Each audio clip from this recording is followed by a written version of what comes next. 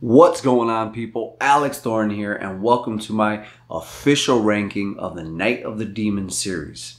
You know, the first time I did this around with Scream series, you guys loved it. There was a lot of cool comments underneath it that didn't expect the way I ranked that series.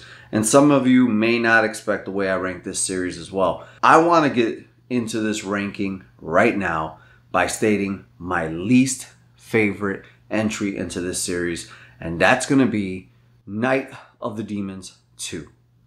Night of the Demons 2 for me, it really is a big miss.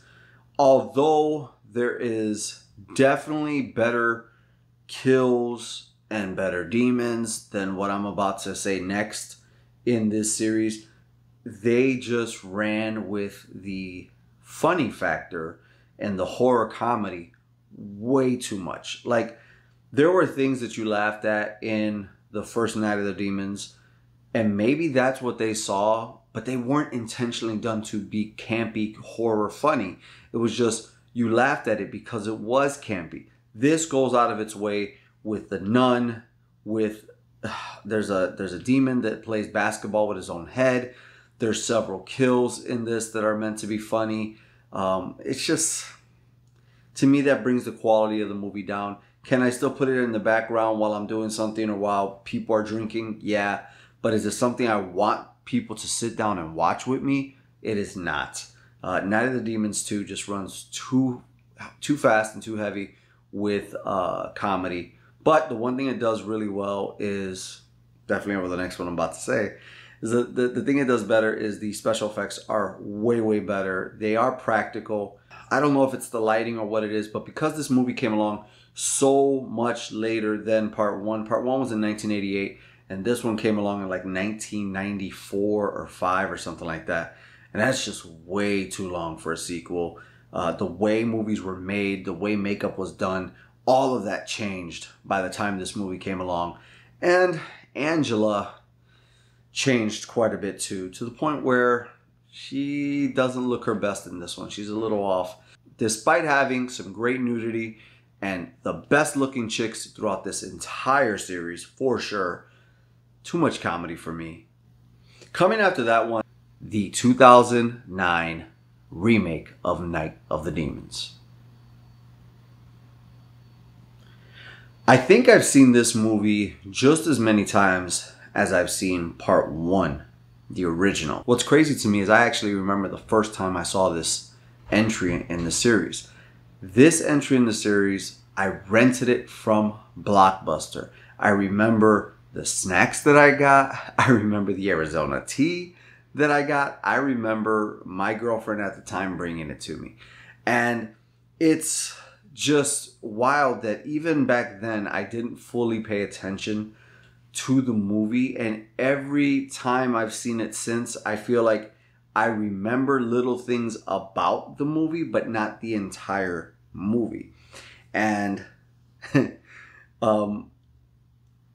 I did not get the sense from this movie that I did the other times this time watching it, because I know now what happened to Monica Keena after this movie. And I found out that she got with Edward Furlong of Terminator 2 fame. And from there, everything went downhill. And I did watch this movie very differently this time. And I don't often let personal lives and stuff go against what I feel about the art. But it just pained me to see such a bright star like Monica Keena get brought down by Edward Furlong. And here I was, you know, experiencing and seeing the moment that happened. It was kind of weird for me. But the movie itself cannot hold a candle to the original Night of the Demons. It does bring some fleshed out backstory with some flashbacks, which is really cool. But there's not 1 ounce of gore. There's not one kill. There's not one demon that can touch the original. And I would be lying to you if I said that this one was more enjoyable to watch than the other ones that are coming. One of the movies that a lot of people don't really care for, and not a lot of people have seen from this series, is my next entry in this ranking. And rank number 2 is Night of the Demons Part 3. Yes, Part 3 ranks above Part 2 for me. And I'll tell you why. Because Similar to part 2 of Night of the Demons, part 2 of Night of the Demons did exactly what another series did, which is Return of the Living Dead. It ran too hard with the comedy. This one parallels with part 3 of Return of the Living Dead. Night of the Demons 3 also has very similar scenes and very similar cinematography to Return of the Living Dead 3. There's even a Quickie Mart scene and a shootout there. And while you don't get the demons and the quality, and there's a lot of bad CGI in this movie, you do get something that doesn't try to be funny. I felt like this movie tried to go back to what worked in part 1. They just supposedly didn't have the budget for it, even though I believe the budget for this movie is bigger than the original. Angela, the actress, looked better than she did in part 2 and aged a little bit better. This one was filmed in 1997, and to me she looked like she finally grew into her looks. There was just this weird look that she had in part 2 that I just didn't dig. The demonic version of Angela in this movie is downright terrible. I mean, nothing compares to the original, obviously, but part 2 definitely had it better. 3, her makeup is just god awful. She doesn't even resemble the same demon, which is sad. Hull House on the inside is not the same Hull House. It's been remodeled. But the one thing that this movie did add to the series that I liked was a CGI barrier on the gate when you walked in. Before, in part 1 and part 2, they kind of just implied that once you passed into that gate, you were, you know, in another realm. In a sense, you were in their realm. You were trapped. This one at least gives you this digital look to when they cross, and that's one of the benefits. But I can sit through this one and enjoy myself more than I can with part 2. So I'm gonna rank Night of the Demons 3 number 2 in this official ranking. Without surprise, you already know there was only one left, and the true masterpiece. I don't agree with this all the time, but in this series I do. The original is actually the best in this series. So ranked number 1, the best of the entire series, is Night of the Demons, the original from 1988. You know, everything works for this movie.